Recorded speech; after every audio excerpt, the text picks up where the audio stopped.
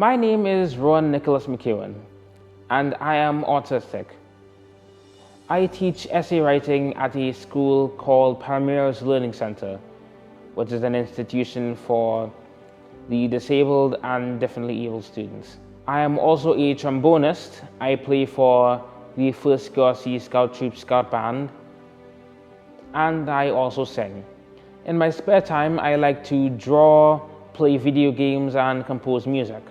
So one of the major contributions I think I have made towards my community is teaching at Palmyra's.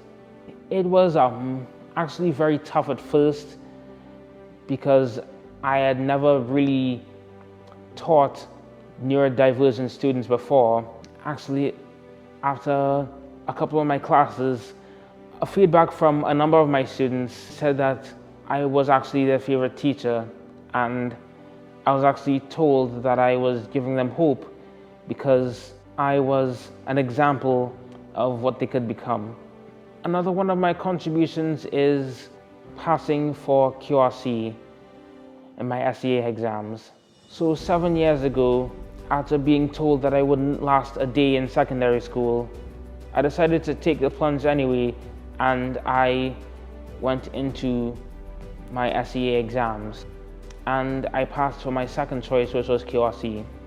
And since then, my story of success has brought hope to a countless amount of parents, some of which have even been encouraged to send their own disabled children to QRC, where they know they will flourish.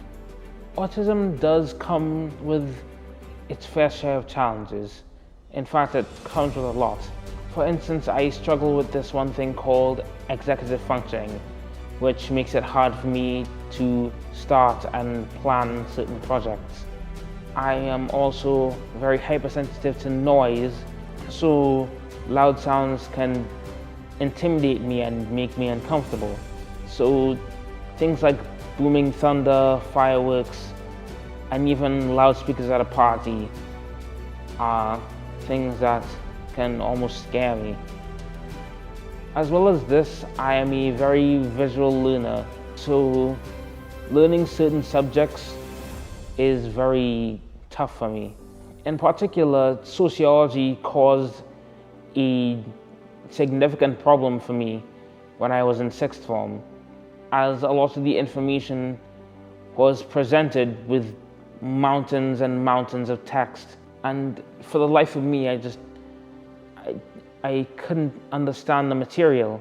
So actually my mother proposed a method for planning essays used by drawing pictures. At first I was skeptical. I wasn't sure if it would work or if the examiners at CXC would accept it.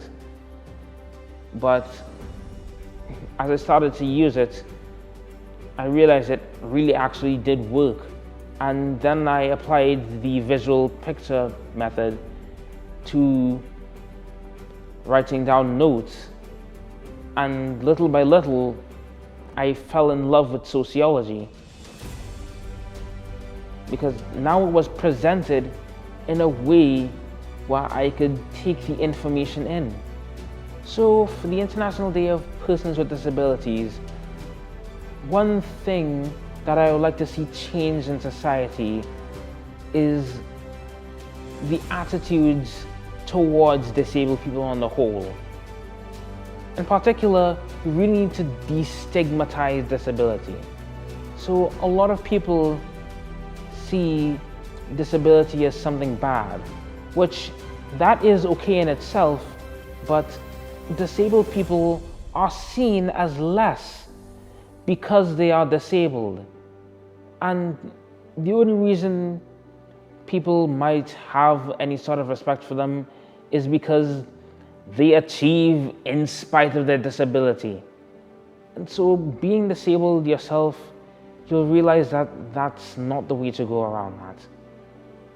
People don't have less worth because they are disabled. They have value because they are human. all human life has value. And for the disabled people, one thing I would like to say is, for many years I have been forced to fit in and behave normal, behave the way society expects. And a lot of the time, many people will not do that. A lot of people won't behave the way that society expects.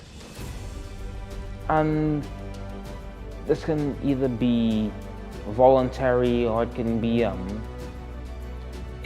due to their disability. But you don't have to live up to society's expectations.